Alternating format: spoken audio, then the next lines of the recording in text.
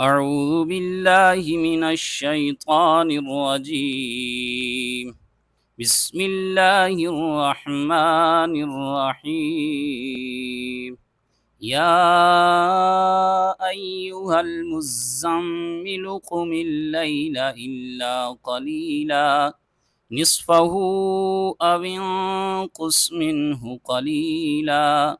أو زد عليه ورتل القرآن ترتيلا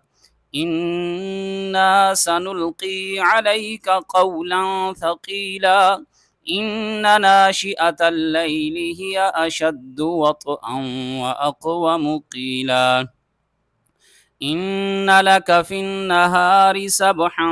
طويلا واذكر اسم ربك وتبتل إليه تبتيلا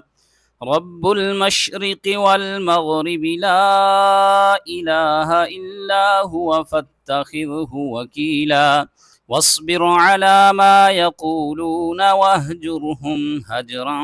جميلا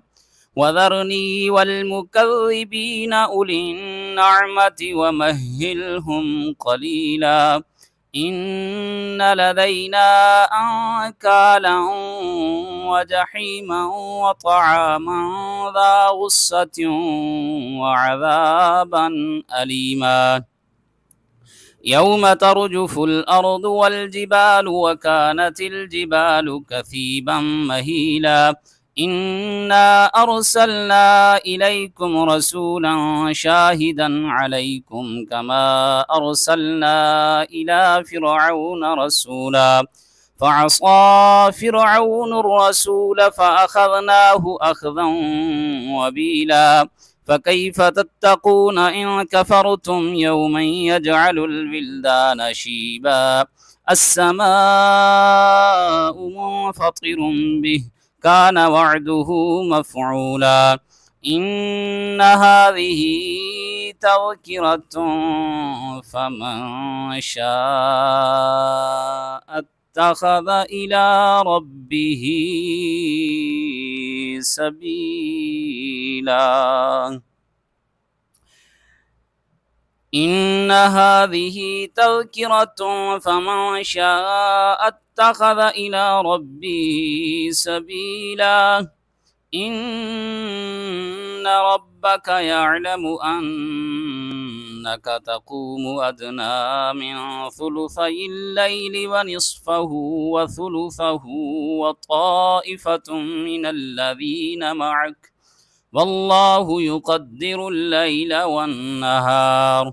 علم أن لن تحصوه فتاب عليكم فاقرؤوا ما تيسر من القرآن علم أن سيكون منكم مرضى وآخرون يضربون في الأرض يبتغون من فضل الله وآخرون يقاتلون في سبيل الله فاقرؤوا ما تيسر منه وأقيموا الصلاة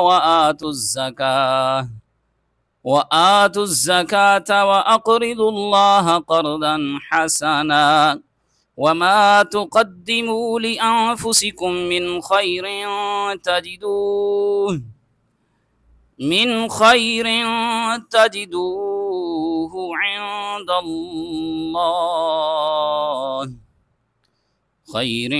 تجدوه عند الله هو خيرا وأعظم أجرا واستغفروا الله إن الله غفور رحيم.